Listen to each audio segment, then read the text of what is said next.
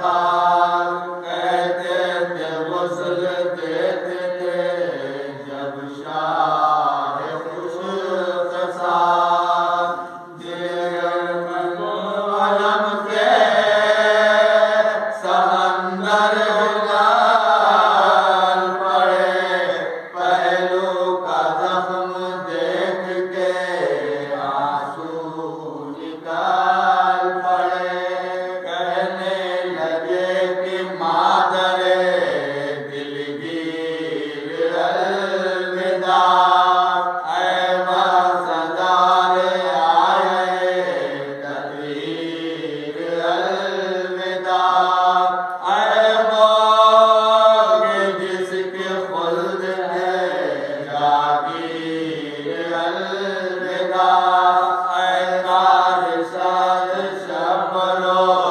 शबीर अलविदा, जाती है आप खुद बसाने के वास्ते, हम रह गए हैं रंज उठाने के वास्ते, सुनकर ये बैन जब्त का यारान रह गया, सीने से माँ ने बच्चों को अपने लगा लिया, जिन्नो मलक भी करने लगे नालो पुकार, और आसमां से आई मुर्दत एक सदा, या मुर्तजा यतीमों के अब काम आइए, बच्चे तड़प रहे हैं गले से लगाइए,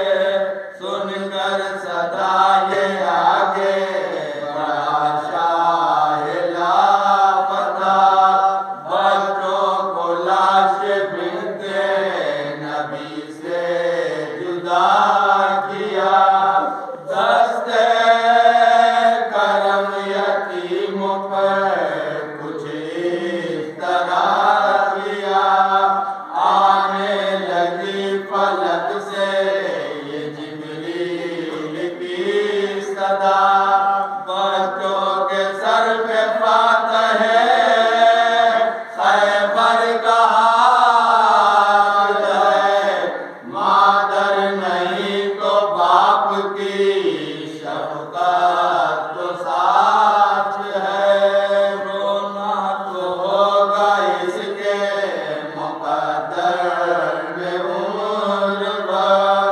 उठेगा जिसके सर से वहाँ साये पेदर, सोएगा सर कटा के जहाँ सारा घर का घर, होगा न कोई भी जो संभाले दिले जिगर, बरसेंगे ताजियाने तने चाक चाक पर, बच्चे पछाड़े खाएंगे सहरा की खाक पर, वो करबला की शाम वो अर्जी जिगर पे गार, वो जिसके रुख से शाने यतीमी की आशिकार, वो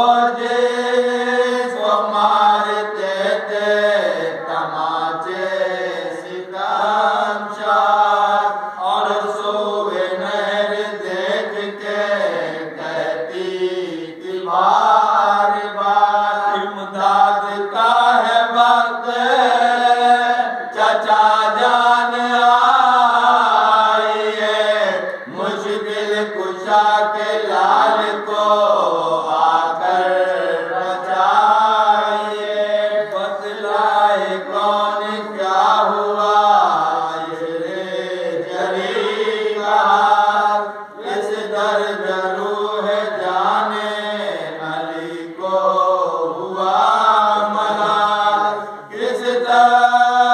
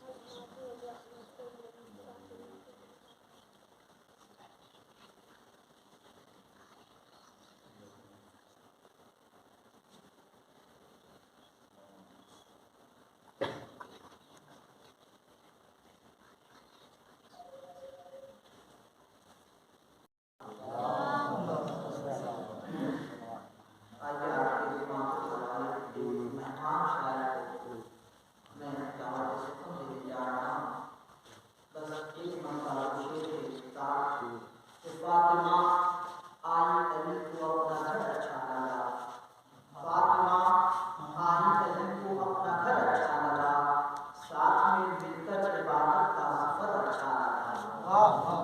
साथ में मिलकर इबादत का सफर अच्छा लगा। तो थे मुसलमानों के बेटे अपने ज़हरा के लिए, क्यों किसी को एक काफिर का फिक्र अच्छा लगा। थे मुसलमानों के बेटे अपने ज़हरा के लिए, क्यों किसी को एक काफिर का फिक्र अच्छा लगा।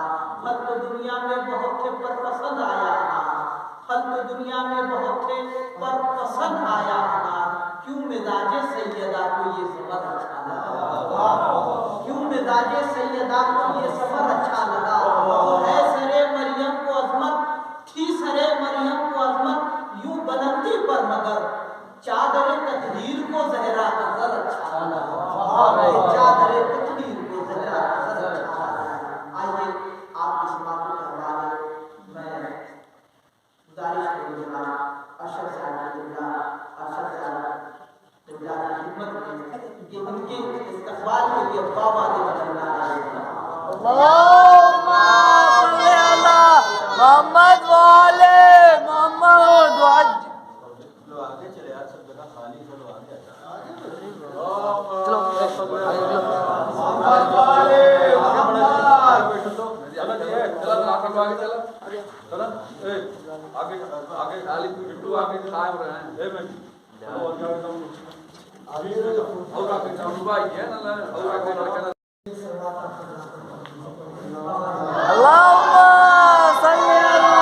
मोहम्मद वाले मोहम्मद।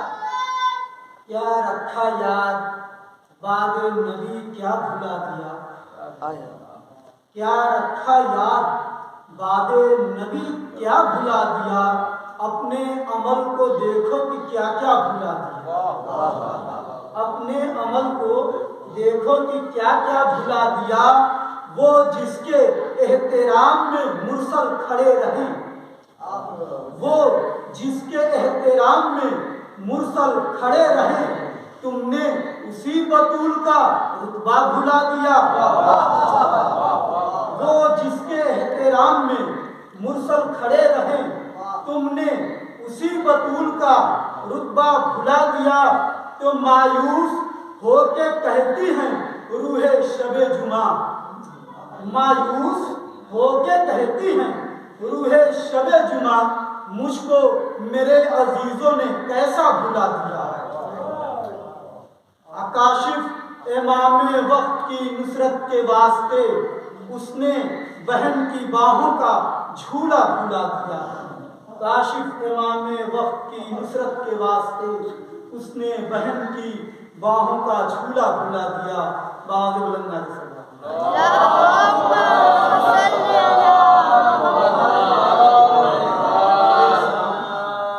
इस सलाम में तमहीदन दो शेर फज़ाइल के हैं, बाकी मसाइल के हैं।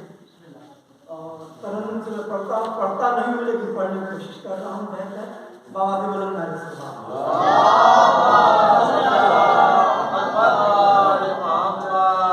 इसकी रदीफ है, नहीं देखा जाता,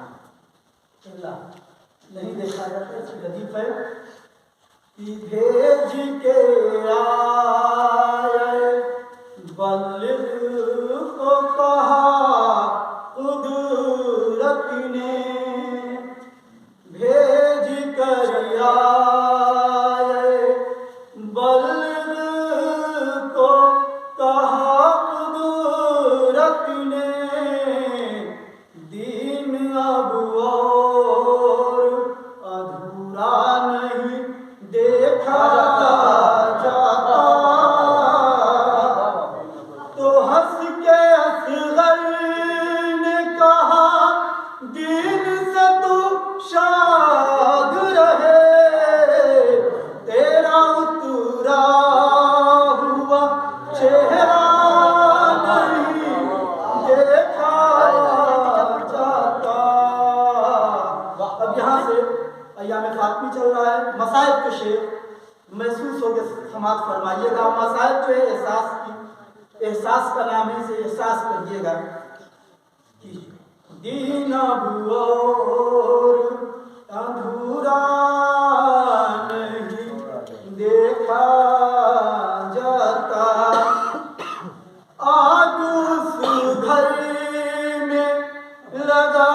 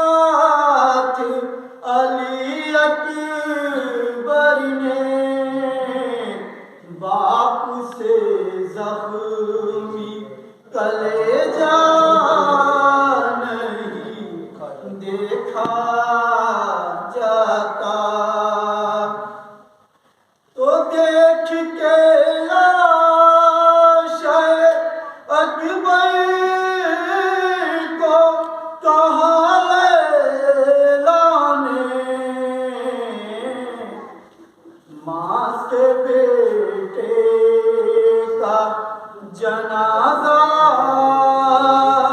नहीं देखा जाता,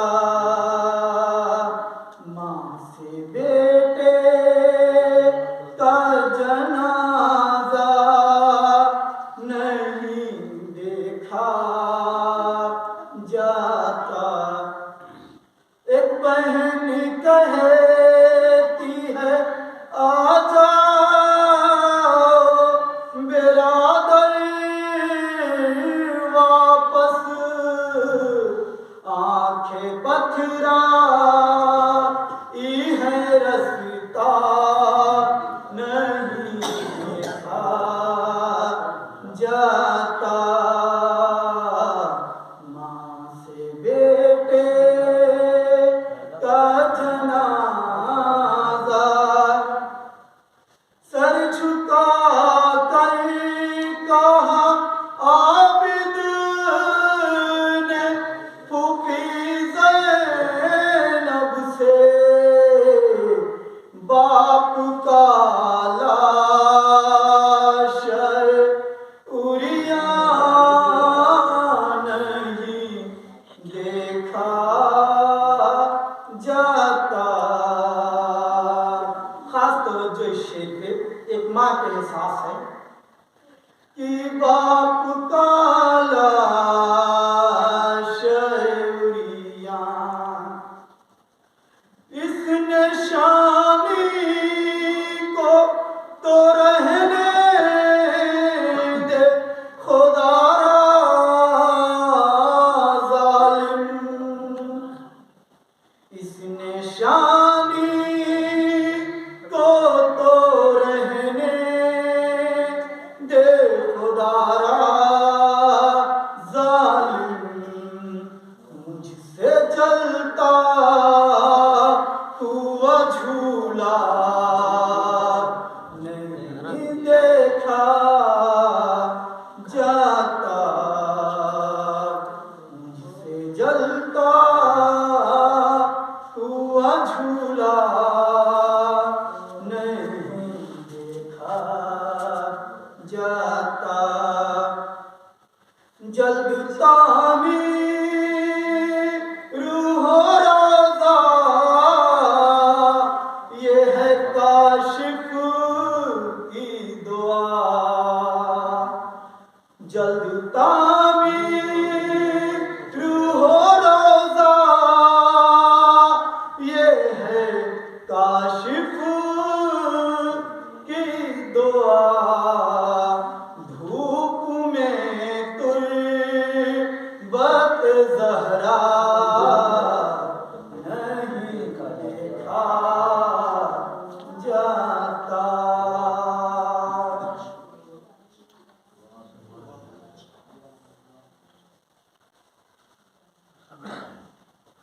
मोहम्मद वाले मोहम्मद सल्लल्लाहु अल्लाहुम्मा सल्ली अला मोहम्मद वाले मोहम्मद वाले।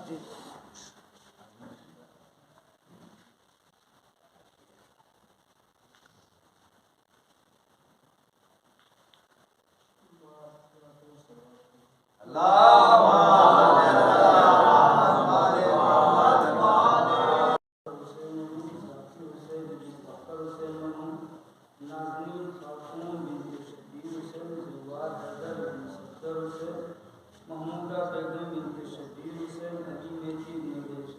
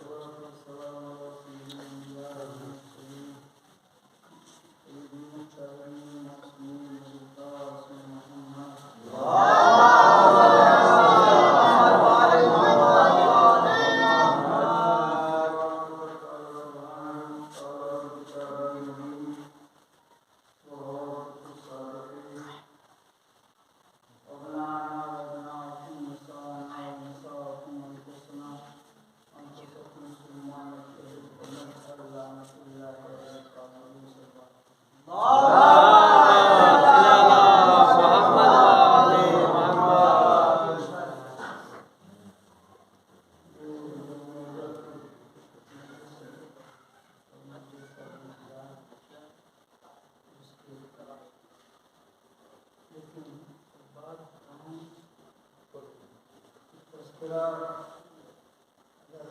फातिमा जनाब फातिमा से मोहब्बत एक पत्थर जो हो जाए वो पत्थर से अल्लाह जो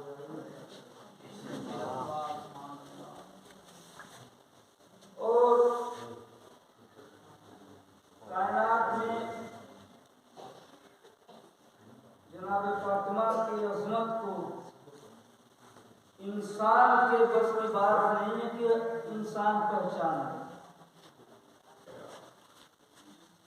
अगर जनाब फातिमा को पहचाना है, पैगंबर इस्लाम फरमाते हैं, ये मेरी बेटी है, मेरी पारे जिगर, तुम्हें या तो मैंने पहचाना या मेरे खुदा ने तुम्हें पहचाना।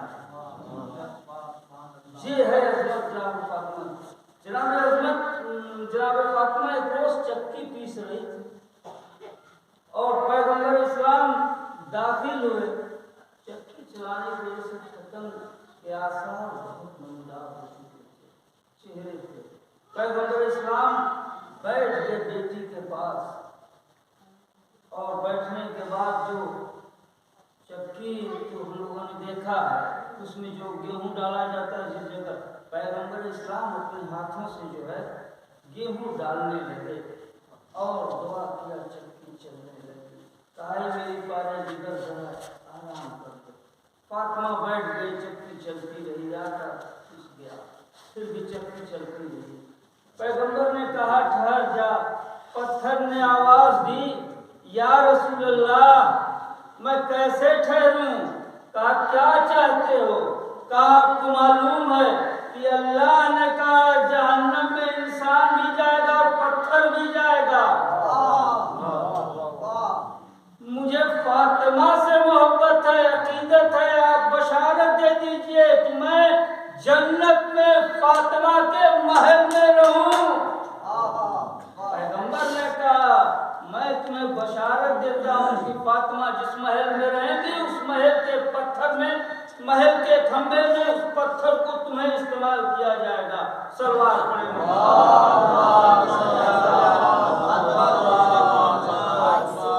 मौजू है बाग सदर और अज़मत फातिमा। और अज़मत फातिमा के एतबार से जिस आयत करीमा की मैंने तिलावत की है, ये तन्हा ज़ात जनाब फातिमा की थी कि जिन्होंने इस आयत को पाए तकमील तक पहुंचा दिया, वरना ये आयत तशना रह जाती। इसलिए कि जिस मरहले पे ये आयत नाजिल हुई थी उस मरहले पे बद्दुआ की ही नहीं गई, लानत की ही नहीं गई। इसलिए ये आयत सुम्मा नतबइल फनजअल लानतिल्लाहि अलल काज़िबीन, वहाँ झूठों पे लानत करना था, ऐसा मौका नहीं आया कि लानत की जाती, ये आयत खामोश रह जाती। ये तो फातिमा की देन है कि जो फातिमा ने इस आयत को दरबार में जाके इस्तेमाल कर दिया। और अज़मत के एतबार से आपको फातिमा को समझना है तो फातिमा उस हस्ती का नाम है। रसूल से एक कदम पीछे, इमाम से एक कदम आगे, यही है फातिमा।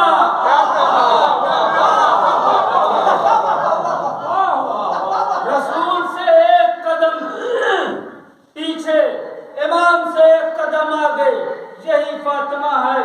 ये है अज़मत जनाब फातिमा की। और पर अल्लाह ने, अब मैं जो अपनी बात अपने ज़हन की बात करके एतबार से कि तोहफा हम किसी के यहाँ जाएं तो हम किसी को दें तो उसे तोहफा कहा जाता है।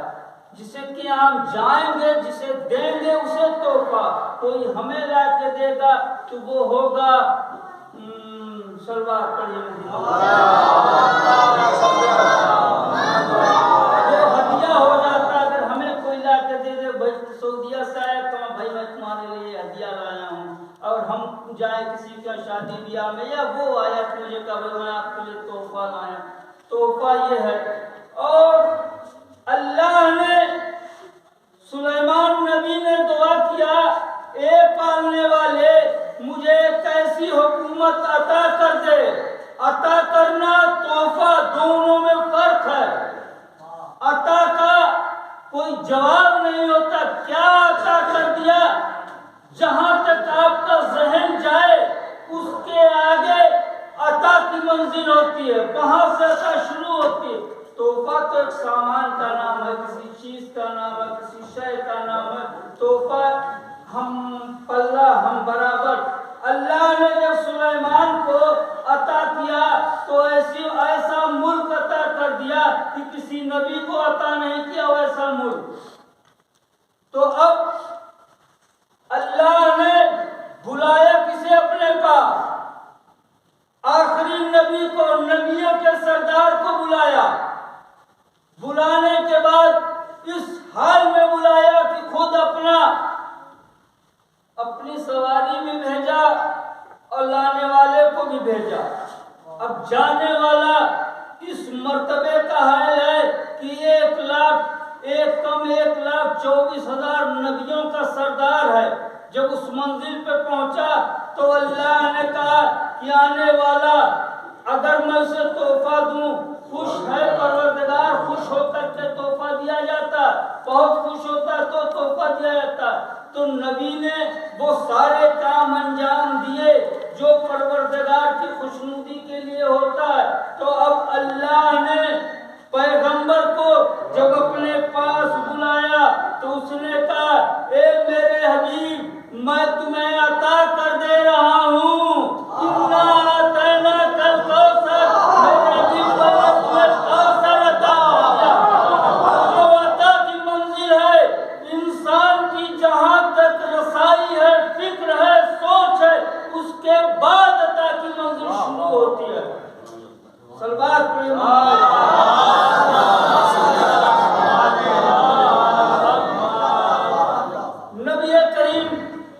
मस्जिद नबी में बैठे हैं। अजमत आप समझिए जनाब फातिमा की क्या, सहाबा का मजमा है। पैगंबर इस्लाम खड़े हो गए, जैसे ही खड़े चंद कदम आगे बढ़े और बेटी के बाजू को पकड़ा, करीब लेकर के आए, अपनी जगह पर बैठा दिया। लोगों ने सवाल किया, या रसूल अल्लाह, आप अपनी बेटी का, चूंकि रसूल रहमतुल आलमीन थे, किसी के साथ सिर्फ एक मौका ऐसा आया, एक आध मौका और आया है कि जो रसूल के चेहरे पर त्योरियां चढ़ गई थी, रसूल के चेहरे इतना नाराज हो गए थे। वरना रसूल रहमतुल आलमीन है, किसी का जवाब मुस्कुराते हुए दिया करता था। जब लोगों ने सवाल किया, या रसूल अल्लाह, आपकी बेटी है और आप ताज़ीम कर रहे हैं, रसूल मुस्कुराते हुए अदना सा जवाब, इतना मुख्तसर जवाब दे रहे हैं कि अच्छा भाई ये बताओ, तुम अपने कबीले के सरदार हो ना? कहा हाँ या रसूलल्लाह, मैं अपने कबीले का सरदार हूँ। कहा अच्छा ये बताओ, अगर दूसरे कबीले का सरदार आ जाएगा तो तुम क्या करोगे? कहा मैं उसकी ताज़ीम में खड़ा हो जाऊंगा। कहा बस, जो आ रही है ये मेरी बेटी नहीं है, मैं नबियों का सरदार हूँ, ये सैयद निसाई आलमीन कायनात की औरतों की सरदार, मैं सरदार की ताज़ीम कर रहा हूँ।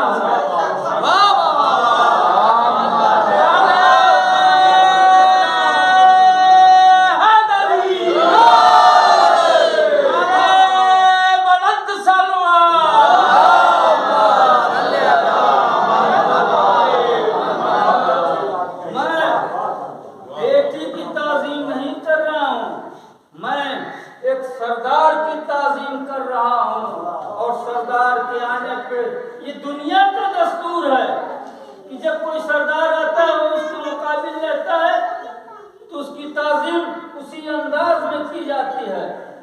और ये तो अंधे मुसलमान, अब आपके मौजू की तरफ आ गया, बाग फिदर, वो बाग था 7 हिजरी में।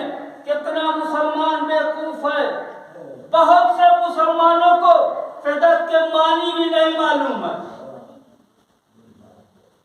मानी भी नहीं मालूम। एक बच्ची पढ़ रही थी, एक मौलाना साहब की मजलिस में ने सुना, तो उसका नाम फेदक था। और फेदक बच्ची ने पूछा, हमको बड़ी हैरत हुई कि कितना मुसलमान फिदक को नहीं जानता है। और वो बच्ची से उसकी टीचर ने पूछा कि तुम्हारा नाम फिदक है, फिदक के मानी क्या है? उस बच्ची ने कहा कि मुझे नहीं मालूम। जरूर जानती रही होगी, आलिम दीन के घर की बच्ची थी, लेकिन देखिए कहा मुझे नहीं मालूम। कहा अच्छा ठीक है, कल हम बताएंगे। अपने खामिन से कहा, उनके खामिन भी जो है लेक्चरर थे, उनसे पूछा तो उन्होंने कहा भाई मुझे तो नहीं मालूम है। अच्छा मैं जुमे की नमाज पढ़ने जाऊंगा, मौलाना साहब से पूछूंगा। मौलाना साहब ने कहा, पूछा हुजूर एक सवाल है, फिदक के मानी क्या तुम पूछ रहे हो? किससे तुम मिले थे, किससे मुलाकात हुई थी, क्या बात कर रहे हो? खफा हुए, खफा होने की वजह से ये और परेशान हुए। उनको एक गुस्सा आया, उन्होंने कहा अच्छा नहीं बता रहे हैं।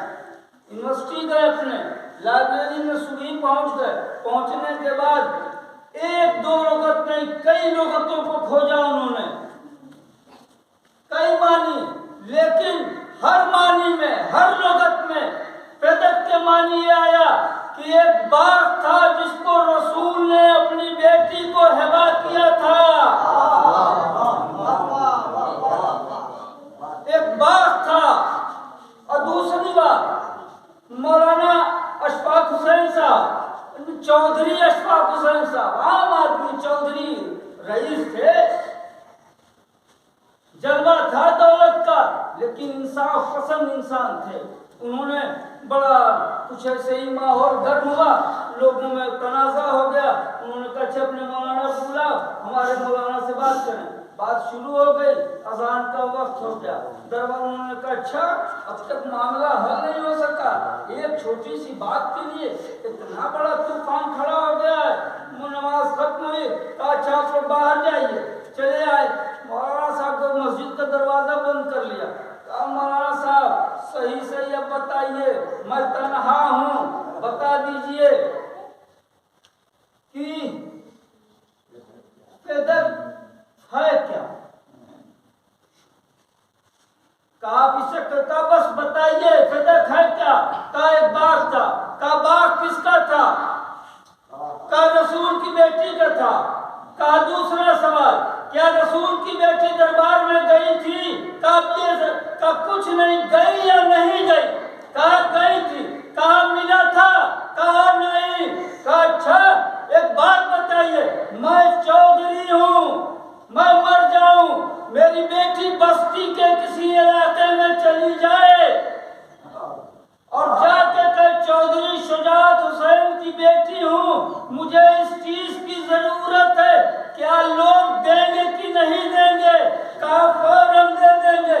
कहा जब एक अदना सा इंसान चौधरी होकर उसकी बेटी को बस्ती के लोग दे दें तो कैसे मुसलमान थे रसूल की बेटी दरबार में गई, उसे दिया न गया। अब आप सोचिए फिदक तो मामला क्या था। फिदक 7 हिजरी में खैबर फतह हुआ।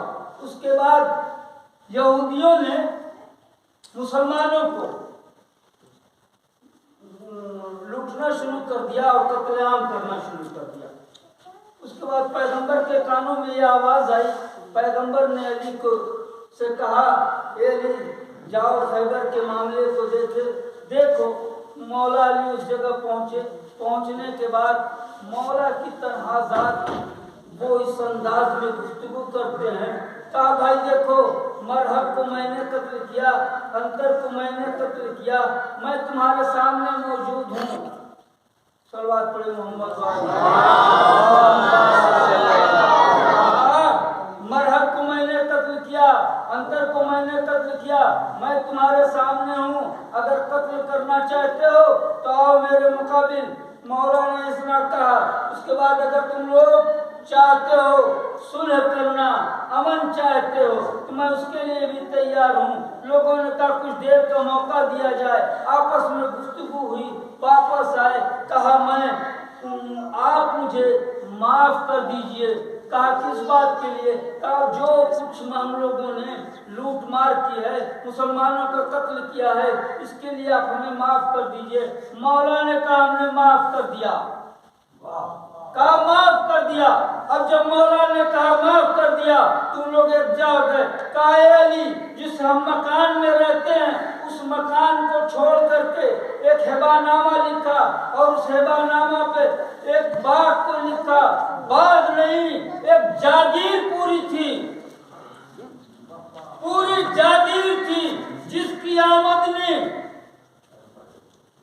पूरी आमदनी उस जागीर से पूरे इस्लाम का खर्च उठाती थी वो जागीर। और गश्त करने का जो मामला यही जागीर का यहीं से हुआ। लोगों ने कहा, लिखा फौरन उस पे, इस बात को मैं मुसलमानों को नहीं दे रहा हूं, बल्कि इस बात को, इस जागीर को मुसलमानों के रसूल के मैं हिबा कर रहा हूं। और इस बात को रसूल के हवाले कर दिया। दस्तखत हुई, अली आए रसूल की खिदमत में, सलाम किया और वो हिबानामा पेश कर दिया। पैगंबर ने कुछ दिन के बाद वो आयत आई, इसमें कुरान में है कि ये मेरे हबीब, आप इस बाग को और इस जायदाद को आप अपने किसी करीबी के हवाले कर दीजिए। पैगंबर ने उस पे जो है दस्तखत किया। नीचे उसी दस्तावेज पे लिखा जनाब फातिमा का नाम और हिबा करने के बाद अपनी मुहर लगाई, जनाब फातिमा के हवाले उस दस्तावेज को कर दिया 7 हिजरी में। अब एक सवाल ये पैदा होता है, अगर मुसलमान ये सोचता है कि ये बाग इस्लाम का था, मुसलमानों के रसूल का था, तो रसूल ने अपनी बेटी के हवाले कर दिया। और अगर ये उम्मत का बाग था, तो जो रसूल, कुछ एक मौका ऐसा आया कि शाम हो गई थी, नमाज हो चुकी थी। नमाज के बाद यमन से कुछ माल आया।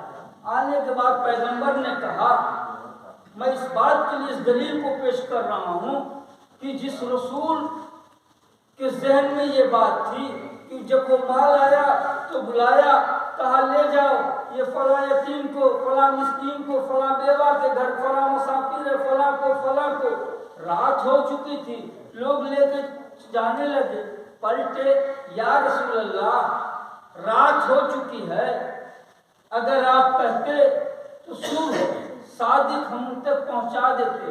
पैगंबर ने कहा, तुम में से कौन ऐसा है जो इस बात की जमानत ले कि सुबह तक मोहम्मद तुम्हारे दरमियान जिंदा रहेगा? कहा या रसूल अल्लाह, आपने तो फरमाया है जो एक लुक़मा खा रहे हैं उसकी भी जमानत नहीं है कि वो हलक के नीचे उतर जाए, तो मैं कैसे जमानत ले लूं? तो कहा फिर ये उम्मत का माल मैं अपने सर पे लूं। फौरन पहुंचा। जिस रसूल के ज़हन में ये बात रही हो,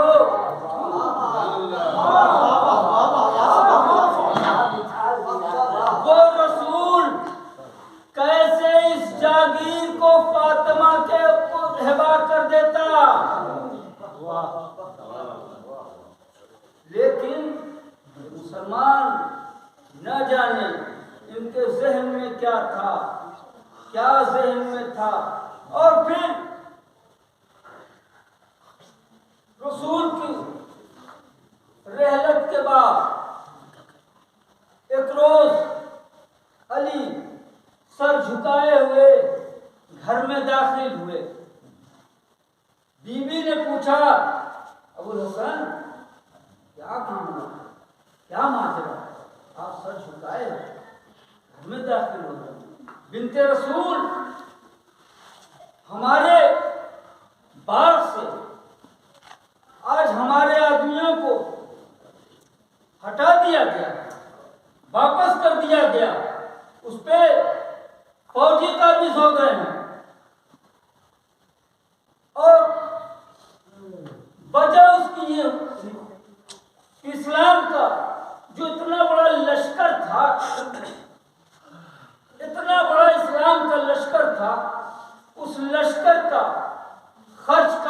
दिया जाए? जो लोगों को पैगंबर ने वजीफा बांधा था वो वजीफा कहाँ से दिया जाए?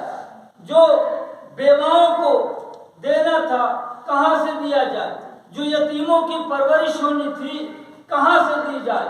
हाकिम मदीना ने कहा आखिर पैगंबर रसूल ये सारा खर्च कहाँ से उठाते थे?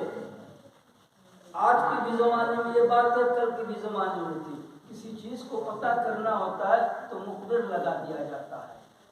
हाकिम मदीना ने मुखबिरों को बुलाया, कहा फौरन पता करो, फौरन कि रसूल ये सारे खर्च कहाँ से देते थे। एक बार मुखबिर वापस आया, आने के बाद कहा अरे हुजूर आपको मालूम है कि जागीर है फातिमा की, उसी जागीर से सारा खर्च रसूल दिया करते थे, उसी जागीर से सारा खर्च रसूल उठाया करते थे। बस फौरन उस जागीर पे कब्जा कर लिया, फौरन। अब जैसे ही कब्जा हुआ बिन्ते रसूल को मालूम हुआ, बिन्ते रसूल ने क्या मुसलमान थे, बिन्ते रसूल ने एक आवाज दी कि मैं दरबार जा रही हूं, उम्मे ऐमन, हसन, हुसैन, अबुल हसन तैयार हो जाओ। बिन्ते रसूल मदीने की गलियों में हर दरवाजे पर दक्कुल बाग किया, दक्कुल बाग किया, ये मुसलमान दरवाजा नहीं खोले। बिन्ते रसूल वापस आ गई, किसी मुसलमान ने दरवाजा नहीं खोला। दक्कुल बाग बिन्ते रसूल करती रह गई कि मुझे दरबार चलना है, तुम्हें तो मालूम है ये बाग मेरे बाबा ने मुझे हिबा किया था। किसी मुसलमानों ने दरवाजा नहीं खोला कि बिन्ते रसूल के साथ जाती, लेकिन बिन्ते रसूल बनी हाशिम की औरतों को लिया और बनी हाशिम की औरतों में कि झुरमुट में एक बार चली। और अगर कोई इंसान मासूम से गवाही मांग ले तो वो इंसान मुसलमान नहीं काफिर है। अगर कोई मुसलमान, पैगंबर इस्लाम मस्जिद नबी के बाहर निकले, देखा एक एराबी घोड़ा बेच रहा था और जैसे ही पैगंबर को घोड़ा पसंद आया, पैगंबर इस्लाम ने पूछा इस घोड़े की क्या कीमत है? कहा इतनी दीनार है। कहा अच्छा, कहा क्या ये घोड़ा मुझे बेचोगे? कहा हाँ बेचूंगा। कहा मुझे बेच दो, लेकिन एक शर्त है। कहा बताइए शर्त। दिरहम जो है, दीनार जो है मेरे हुजरे में है और वो दीनार तुम्हारा, घोड़ा हमारा, सौदा तय हो गया। कहा मैं जा रहा हूं, दीनार लेके आ रहा हूं। एराबी था, मुसलमान नहीं था, उसे कानून इस्लाम के मालूम नहीं थे। उस पैगंबर इस्लाम चले, कुछ अपराध, कुछ ऐसे सहाबी पूछा अरे घोड़ा बेच रहे हो? बिक गया। किसको बेच दिया? अरे बिक गया। किसे बेचा? अरे तुम्हारे रसूल ने लिया। पलट आए, रसूल ने लिया, तब तो इस घोड़े में कोई सिफत जरूर होगी। कितने में लिया है? इतने में लिया। अरे उससे ज्यादा रकम दे रहा हूं, उससे ज्यादा दे रहा हूं। रकम दे दिया, घोड़ा ले लिया, लेकर चले। पैगंबर इतना भी पैसा गिन ही रहा था, नबी करीम आ गए। घोड़ा कहाँ भाई? ये तुम्हारी रकम। घोड़ा? कैसा घोड़ा? अरे जो मैंने खरीदा था। कहाँ आपने घोड़ा खरीदा? अरे जो मैंने खरीदा था घोड़ा तुमसे, जो रकम तुम्हारी हुजरे में थी, ये रकम है। कहा आपने घोड़ा कहाँ खरीदा? कब घोड़ा आपने खरीदा? आपके पास कोई गवाह है? आपके पास कोई गवाह है?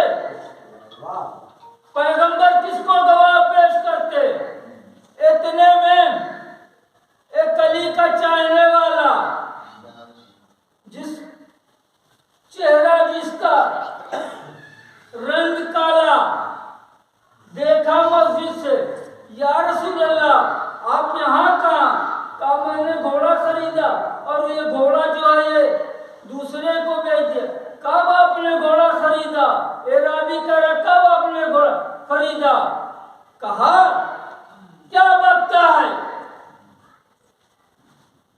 मेरे सामने रसूल ने घोड़ा खरीदा, मैं गवाह हूं, रसूल ने घोड़ा खरीदा। ये राबी के अंदर कपकपाहट पैदा हो गई, या रसूलुल्लाह, अब मैंने आपकी सदाकत का चर्चा सुना है, आपकी अमानत का चर्चा सुना है, एक सवाल का जवाब दे दीजिए, क्या पूछना चाहते हो पूछो।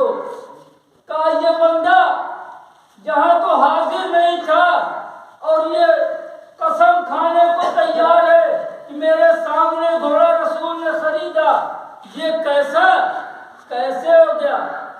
पैगंबर ने पूछा, हे बिलाल, ये बात तो सही है, तुम तो मौजूद नहीं थे, कैसे तुम्हें मालूम कि मैंने घोड़ा खरीदा? बिलाल ने नबी के कदमों को पकड़ लिया, या रसूल अल्लाह, आपने कहा खुदा है, मैंने खुदा को देखा नहीं, मान लिया। या रसूल अल्लाह, आपने कहा जन्नत है, मैंने देखी नहीं, मान ली। बस वैसे ही आपने घोड़ा का खरीदा है, मैंने मान लिया।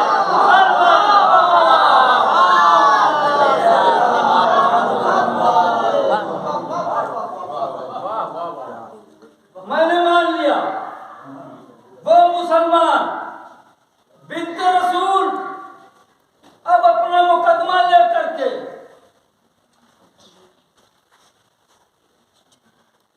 दरबार में पहुंची। दरबार में पहुंचने के बाद सबसे बड़ा इस्लाम के चेहरे पे बदनुमा दाग है तो इस बात का है कि जिसके खिलाफ मुकदमा वही हाकिम है। आज तक मैंने कई जगह की अदालतों में देखा कि अगर जज रहे हैं, उनके बेटे का मुकदमा आ गया है तो जज हटा दिए जाते हैं, जज बदल दिए जाते हैं, उनकी बेंच में वो मुकदमा नहीं रहता, दूसरी बेंच में। लेकिन ये इस्लाम का ऐसा अदलिया था कि जिसके खिलाफ मुकदमा था वही हाकिम था, वही जज था। बीवी ने मुकदमा पेश कर दिया, अपना मुकदमा पेश किया कि वो जागीर हमारी है। उसने कहा आपको मालूम नहीं है कि वो रसूल, एक हदीस उसने पेश की कि हम ना रसूल के कोई वारिस होता है, न रसूल किसी को अपना वारिस छोड़ के जाते हैं, अगर उसका माल है तो वो माल उम्मत का है। यही हदीस उसने पेश कर दी। एक बार बीवी ने अपने उस दस्तावेज को पेश किया, जैसे ही दस्तावेज को हाकिम ने देखा ये तो फातिमा के नाम है, उसने कहा आपके पास गवाह हैं? कहा हाँ।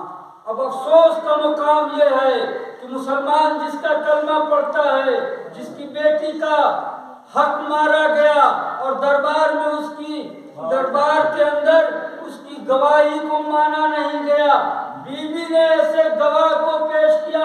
सबसे पहला गवाह जो पेश किया बीबी ने, इमाम हसन को पेश किया, इमाम हुसैन को पेश किया और मौला अली को पेश किया। मौला अली की गवाही ये कह के रद्द कर दी गई कि अब फातिमा इस जागीर के वारिस अली भी हैं, इसलिए इनकी गवाही नहीं मानी जाएगी। इसमें हिस्सेदार हसन भी हैं, इसलिए मानी नहीं जाएगी। इसमें हुसैन भी हैं, इसलिए मानी नहीं जाएगी। और उनको पेश किया। बीबी को सलाम हो, बीबी पे लाखों सलाम कि बीबी ने जब उम्मे अमीन को पेश किया तो उनका जवाब यह मिला कि ये तो तुम्हारे बाबा की कनीज हैं, इनकी गवाही नहीं पेश की। बीबी अगर चाहती तो गवाह बदल देती। बीबी के पास एक दो गवाह नहीं, अभी कई गवाह मौजूद थे, लेकिन बीबी ने गवाह नहीं बदले। आप सोचिए कि कंबर, बिलाल, अबूजर, सलमान, उम्मे फज़ सारे गवाह मौजूद थे, लेकिन बीवी ने गवाह नहीं बदले, बल्कि बीवी कहती हैं अली ओ माँ कुरान, कुरान ओ माँ अली। जिसने कुरान को झूठा कहा वो काफिर, जिसने कुरान को झूठा कहा वो काफिर। बीबी ने अपने मुकदमे को वापस ले लिया, कहा मुझे फैसला तुम्हारा मिल गया, मेरा मुकदमा वापस कर दो। मुकदमा वापस ले लिया। फौरन बीवी ने दूसरा मुकदमा पेश किया, कहा तुम हाकिम हो, एक बेटी अपने बाप के हिस्से का मुतालबा कर रही है। फौरन वही हदीस पेश कर दी। बीवी ने उस हदीस के बदले एक हदीस उसने पेश की।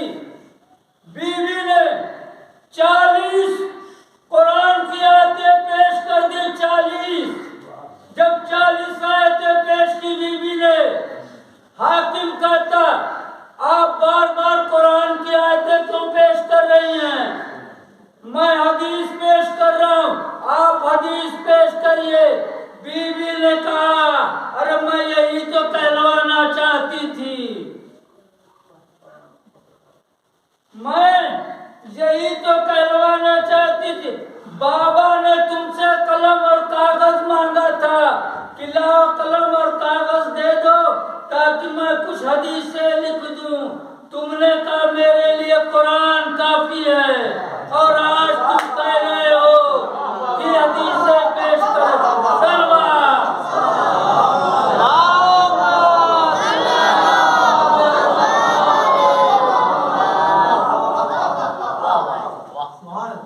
बीवी ने, जिसने रसूल से कहा था मेरे लिए कुरान काफी है, उससे बीवी ने कहलवा दिया कि आप हदीस बयान करिए। बीवी कहलवाना चाहती थी कि ये कम से कम इस बात को कहे, उसने कहा था कि कुरान काफी है। बीवी फरमाती है कि न तेरे लिए कुरान काफी है, न मेरे बाबा का फरमान काफी है। अपना मुकदमा वो भी वापस ले लिया। अब जो वापस लिया मुकदमा, बीवी की हिम्मत टूट चुकी थी। 1-2 घंटे नहीं, बिन्ते रसूल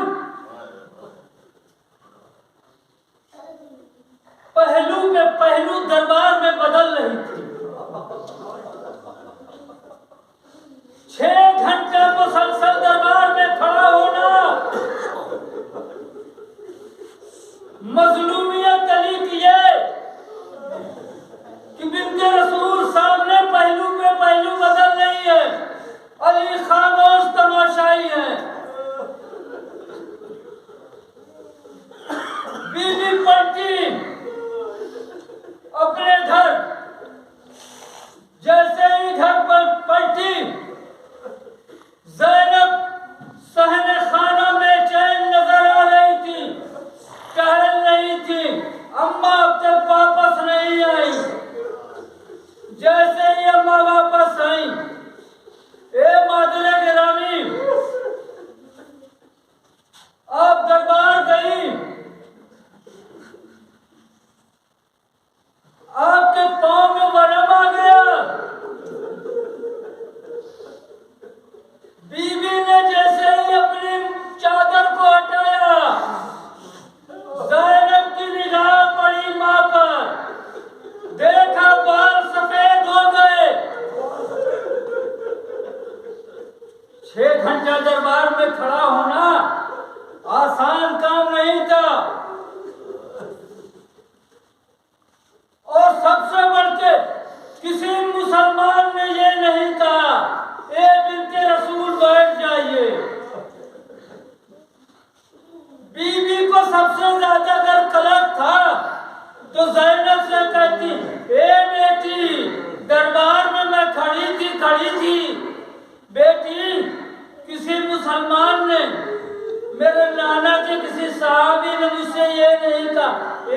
के रसूल बैठ जाइए। अम्मा आपके बाल सफेद हो गए। ए बेटी, अरे मेरे बाल सफेद न होंगे। जिसका बाबा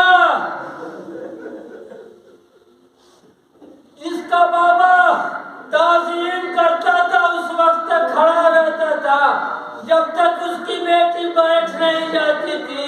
आज उसकी बेटी दरबार में खड़ी रही, मुसलमान बैठा रहा। कितनी अज़ियत बीबी को हो गई। अज़ादारों, अजब मरहला था। ज़ैनब बेचैन इतना हो गई कि जनाब ज़ैनब इतना बेचैन हो गई कि जनाब फातिमा को कहना पड़ा, ए बेटी तुम बैठो, मैं तुम्हें एक दरबार की बात बताती हूँ। ए अबुल हसन, अरे मेरी बेटी बड़ा बेचैन है, सिर्फ मेरे 6 घंटे के दरबार में खड़े रहने से।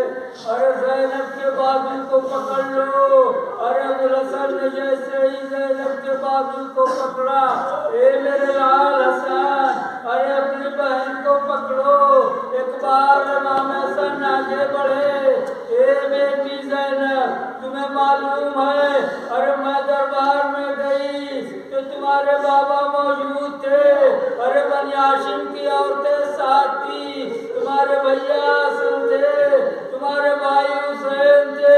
ए बेटी, अरे जब तुम दरबार में जाओगी, अरे जब अंदाज में जाओगी, तुम्हारे हाथों में रसन बंदी होगी, एक रसन होगी, 12 गले होंगे, मुनादी नजा दे रहा होगा, अरे ये नबी की नवासियां हैं, इन्हें देखो।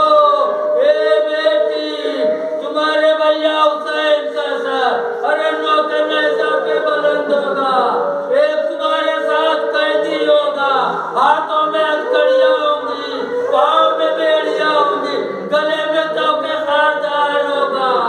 ए बेटी, तुम उस वक्त दरबार में जाओगी।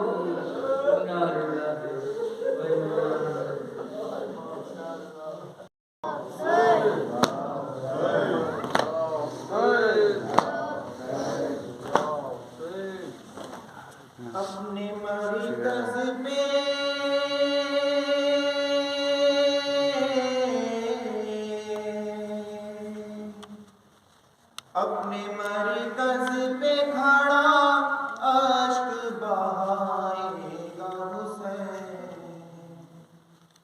अम्मा जब तक न बुलाओगी न आएगा हुसैन। अम्मा जब तक न बुलाओगी न आएगा हुसैन। अम्मा जब तक न बुलाओगी न आएगा हुसैन। अपनी मरकज़ पे खड़ा अश्क बहाएगा हुसैन।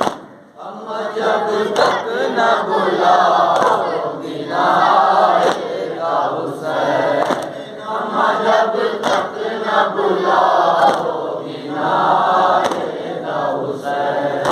उनके सरवर ने कहा तो खोलो अम्मा, इतनी खामोश क्यों हो, से तो बोलो अम्मा। याद नाना की जो आई है तो बोलो अम्मा। थक गई हो तो जरा देखो सोचो अम्मा।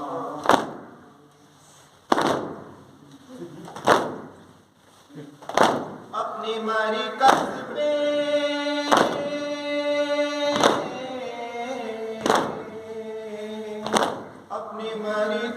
पे खड़ा अश्क बहाएगा हुसैन। अम्मा जब तक न बुलाओगी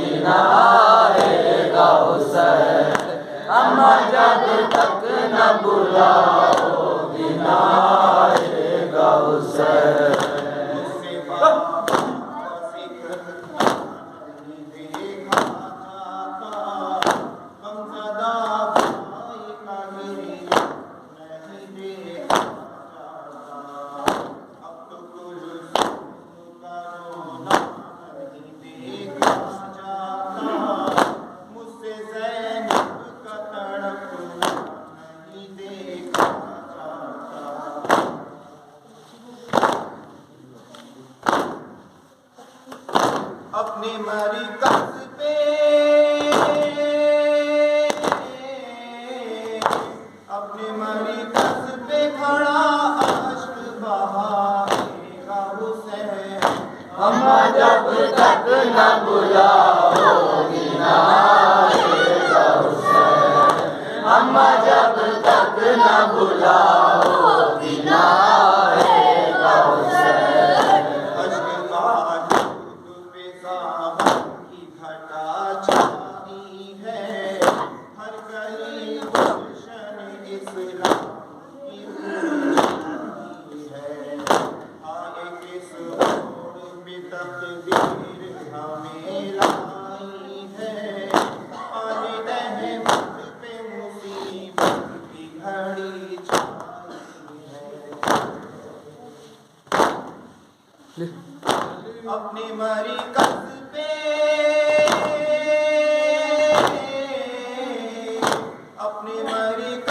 पे खड़ा अश्क बहाएगा हुसैन। अम्मा जब तक न बुलाओगी ना आएगा हुसैन। अम्मा जब तक न बुलाओगी ना आएगा हुसैन। अपनी नाना की जुदाई का अलम ताज़ा है, गुलबते रहमत कौन का गम ताज़ा है। क़ल्बे मुज़दिब में ग़मे शाहे तुम ताज़ा है, अब असीरों पे पलटा ये सितम ताज़ा है।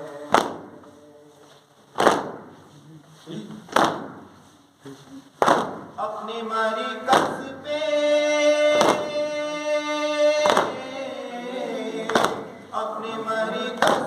खड़ा अश्क बहाएगा हुसैन।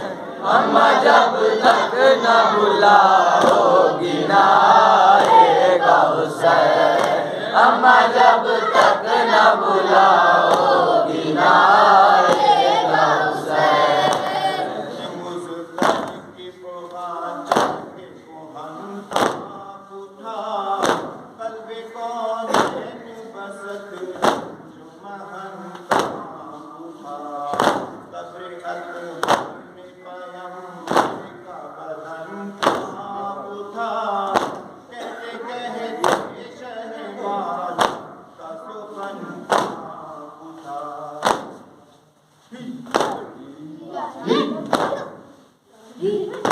अपने मरकज़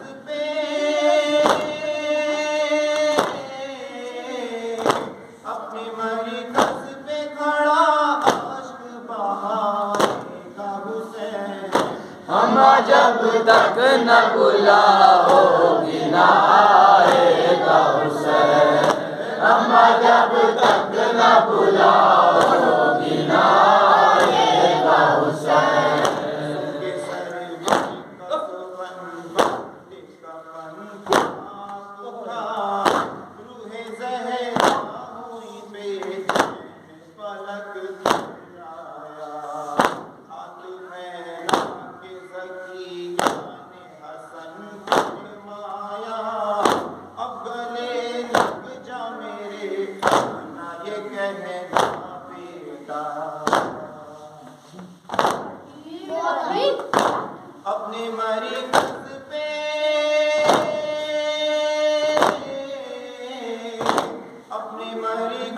पे खड़ा अश्क बहाएगा हुसैन। अम्मा जब तक न बुलाओगी ना आएगा हुसैन। अम्मा जब तक न बुलाओगी